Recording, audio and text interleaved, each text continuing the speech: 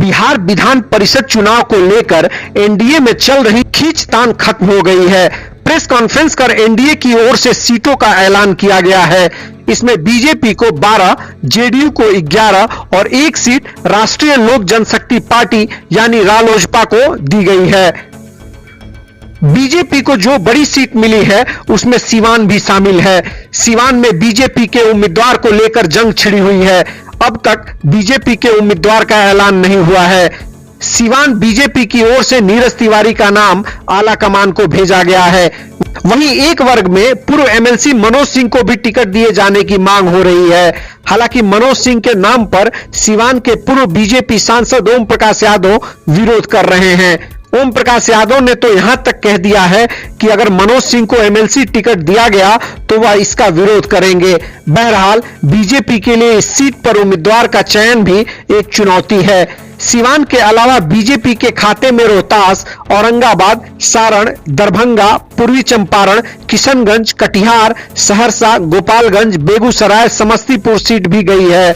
JDU के खाते में पटना, भोजपुर, गया, नालंदा, मुजफ्फरपुर, पश्चिमी चंपारण, सीतामढ़ी, भागलपुर, मुंगेर, नवादा और मधुबनी की सीट गई है। वहीं वैशाली सीट रालोसपा के खाते में गई। सबसे बड़ा झटका जीतनराम मांझी, हम और मुकेश सहनी वीआईपी को लगा है। अब सवाल उठता है कि ये दोनों नेता क्या करेंगे। बता दें कि एनडीए में सीट बंटवारे से पहले मांझी की तरफ से 2 सीटों की मांग की गई थी।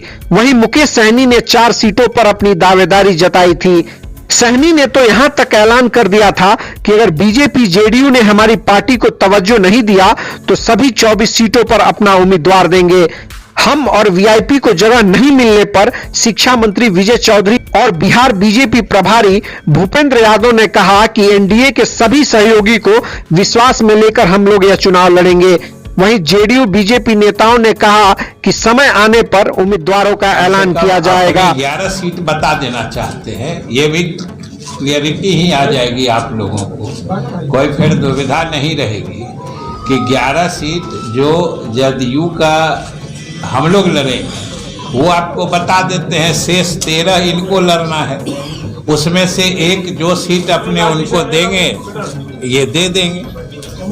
दोनों पढ़ चलो तो हम दोनों ही पढ़ देते हैं। जब इन्होंने अपने सीटों का भी विवरण पढ़ने का अधिकार दे दिया तो मैं उसे भी पढ़ देता हूँ। जो जब इन्होंने अधिकार दिया है तो स्वाभाविक रूप से इन्हीं का पहले पढ़ते हैं कि भारतीय जनता पार्टी लड़ेगी जिन 12 सीटों पर, 12 और एक 13 जो पारस जी का है।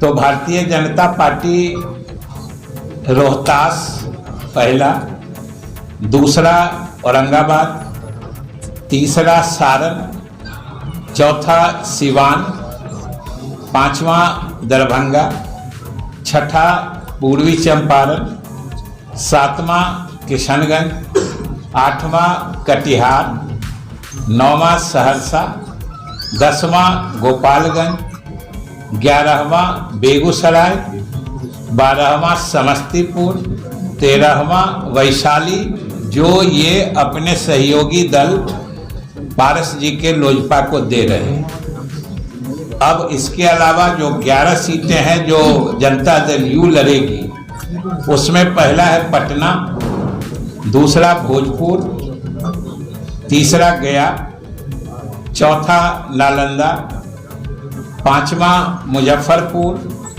6ठा पश्चिम चंपारण, 7वां सीतामढ़ी, 8वां भागलपुर, 9वां मुंगेर, 10वां नवादा, 11वां मधुबनी।